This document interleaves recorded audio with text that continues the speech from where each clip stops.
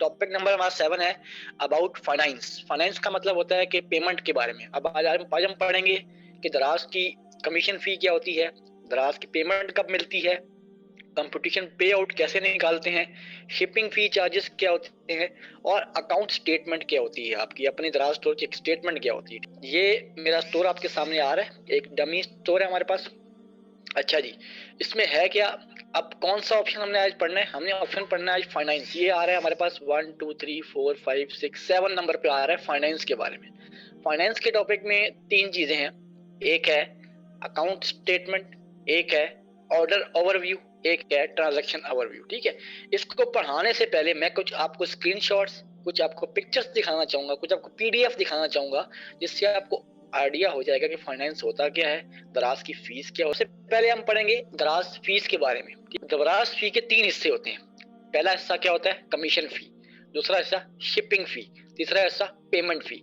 ये तीन किस्म की फीस होती हैं जो आपको दराज को देने पड़ती हैं। जो भी आप, जैसे आप किसी भी जगह कोई चीज बेचते हो, दुकान लेते हो, उसका किराया देना पड़ता है, आपको बिजली का बिल देना पड़ता है। ऐसे ही दराज पे आपको प्रोडक्ट का कमीशन और प्रोडक्ट की शिपिंग फी और प्रोडक्ट की पेमेंट फी, मतलब पेमेंट फी बोलते हैं कैश हैंडलिंग, जो आपका कैश दराज वाले संभाल रहे होते हैं, जो मतलब आपके इनवॉइसेस जनरेट कर रहे होते हैं, आपका कैश संभाल रहे होते हैं, इसको अपडेट कर रहे होते हैं, उसकी एक पेमेंट फी कहलाती है। For every order that is fulfilled by seller या एफबीडी, कोई भी मॉडल हो आपके पास, तो आपको ये तीनों चीजें देनी पड़ती हैं।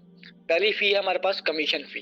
कमीशन फी क्या होती है, कमीशन फी का मतलब होता है जो आप प्रोडक्ट बेच रहे हो, जैसे आप भी बेच रहे हो क्रीम बेच रहे हो, कॉस्मेटिक के सामान बेच रहे हो आप। ठीक है, फर्ज किया आपने एक प्रोडक्ट है आपकी 400 रुपए की, कितने की है, 400 रुपए की, मतलब उसकी सेल प्राइस, कॉस्ट प्राइस नहीं मिली तो आपको 100 रुपए की, बेचनी आपने 400 की। ठीक है, उसको आपने मल्टीप्लाई, लिखा हुआ है फी पेबल टू दराज, जो दराज को दी जाती है फी फॉर द सर्विस और providing on e commerce platform, जो आपको सर्विस और एक ई कॉमर्स प्लेटफॉर्म प्रोवाइड कर रहा है जिसपे आप सेल्स ट्रांजेक्शन कर सकते हैं, उसको कमीशन फी बोलते हैं। इसकी कैलकुलेशन कैसे होती है, मतलब कि हिसाब किताब कैसे होता है। लिस्टिंग यूनिट प्राइस, मतलब इसको वो प्राइस बोलते हैं जिस प्राइस पे आपने स्टोर पे लगाई। जैसे आपने हेडफोन लगाए 200 रुपए के, कितने के लगाए, दो, उसको बोलेंगे लिस्टिंग प्राइस। क्या बोलेंगे, listing unit price multiply by commission rate. Commission का मतलब होता है कि अगर उस हेडफोन पर 10% दराज कमीशन काट रहे हैं, तो आपने क्या करना है, 200 मल्टीप्लाई 10 डिवाइड बाय 100। ये अपने पास नोट कर लें सारे। 200 लिखना है आपने, जो उसकी प्राइस होगी जो आपने लगाई हुई है, और कमीशन रेट जो होगा उसका वो लिखना है, मल्टीप्लाई 10, अगर 10 है तो 10 लिखना है, 12 है तो 12 लिखना है, 5 है तो 5 लिखना है, और डिवाइड बाय 100। जैसे ही आप करेंगे तो आपके पास एक प्राइस आ जाएगी 20। जैसे मैंने 200 को मल्टीप्लाई किया 10 से और डिवाइड किया मैंने 100 से, तो मेरे पास 20 आ गई। कितनी आ गई, 20।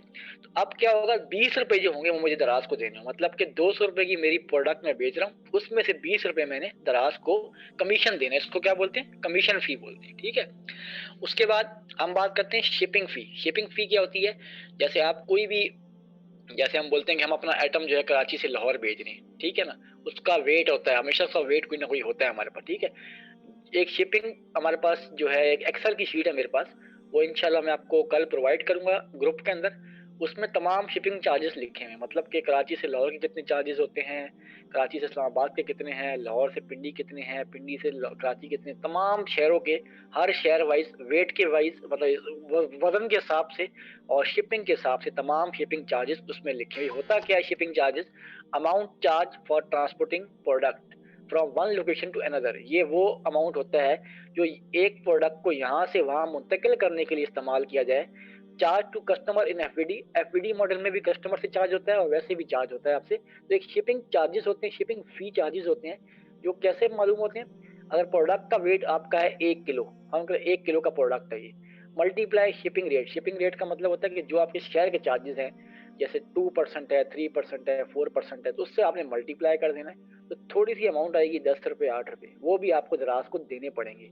मतलब 200 की प्रोडक्ट है, 20 रुपए कमीशन दे दिया आपने, 10 रुपए आपने शिपिंग फी, 30 रुपए आपने दे चुके हैं। उसके बाद है पेमेंट फी। पेमेंट फी का प्रोसीजर क्या होता है, पेमेंट फी बिल्कुल सिंपल सी है। कैसे होती है, लिस्टिंग यूनिट प्राइस, मतलब मैंने बताया कि 200 रुपए आपकी लिस्टिंग प्राइस, मैंने बताया पीछे, मल्टीप्लाई 1 डिवाइड बाय 1.25। आप कैलकुलेटर में लिखेंगे 200 मल्टीप्लाई 1% डिवाइड बाय 1 पॉइंट, ये फिक्स रेट है, इसको आप चेंज नहीं कर सकते, ये हर प्रोडक्ट पे सेम रहेगा। मतलब कि पेमेंट फी जो होती है ना, जौन सा मर्जी प्रोडक्ट हो, आपका फैशन का हो, इसके अलावा कोई भी कैटेगरी आ किचन की हो, हेल्थ की हो, लाइफस्टाइल हो, डेकोरेशन आइटम हो, बेबी आइटम्स, कोई भी आइटम हो जाए आपका, तमाम कैटेगरी पर ये जो पेमेंट फी होती है ये आपकी सेम रहती है। मतलब कि लिस्टिंग यूनिट प्राइस 200 है, 200 रुपये है, मल्टीप्लाई 1% डिवाइड बाय 1 पॉइंट, ये आप निकालेंगे तो ये भी आपके पास 5 से 6 रुपये आ जाएगी। तो वो भी आपको मतलब कि 20 रुपये आपने कमीशन दी है, 10 रुपये शिपिंग फी दी और 5 रुपये आपने पेमेंट फी, मतलब कि 35 रुपये आपने दराज को दे दिए।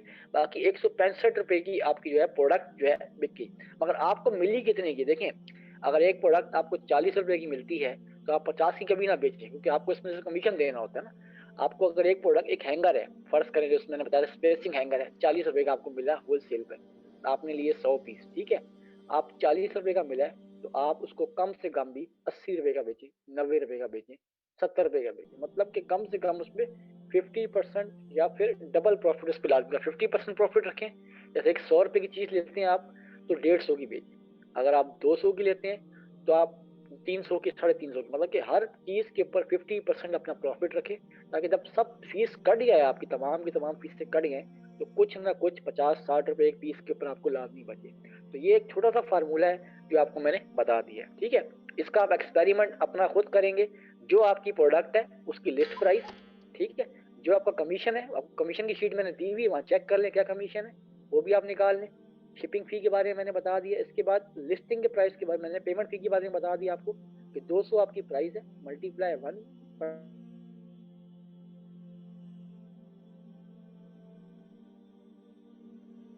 तो उस पेमेंट फी को माइनस कर दें, शिपिंग फी को माइनस कर दें, कमीशन भी माइनस कर दें, तो टोटल प्राइस आपके पास आ जाएगी 165। ठीक हो गया, यहाँ तक बात समझ आ गई होगी आपको, इजी तरीका है, कोई इतना मुश्किल नहीं है। आगे आ जाए, आगे हम बात करते हैं पेमेंट साइकिल कि दराज वाले आपको पेमेंट कब कब देते हैं। पेमेंट का मतलब मैंने बताया था पहले ही, मैं बता चुका हूँ, उसके फिर बता रहा हूँ। दराज वाले आपको मंथ में 2 बार पेमेंट देंगे। सुन ले, एक बार स्टार्टिंग में, एक बार एंड में। स्टार्टिंग में कब मिलती है? If the order is receive, जब आपका ऑर्डर रिसीव हो जाए बाय द कस्टमर बिटवीन पहली तारीख से लेकर 14 तारीख, मतलब कि फर्स्ट से लेकर 14 तक आपका ऑर्डर कोई भी कस्टमर रिसीव करता है शुरू के 14 डेज के अंदर।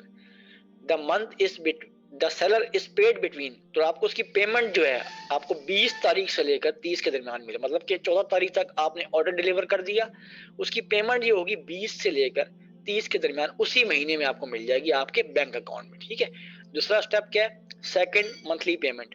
If the order is received by the customer between 15, अगर 14 के बाद 15 तारीख से लेकर 30 तारीख या 31 तारीख तक आपका ऑर्डर किसी कस्टमर के पास जाता है, तो उसकी payment the seller is paid between अगले महीने की, जैसे 31 का महीना खत्म हुआ, उसकी पहली तारीख आ गई, पहली तारीख से लेके 10 तक, मतलब कि अगले महीने के स्टार्ट में आपके बैंक अकाउंट में आपकी पेमेंट आ जाएगी। इसको बोलते हैं बाय मंथली पेमेंट, ठीक हो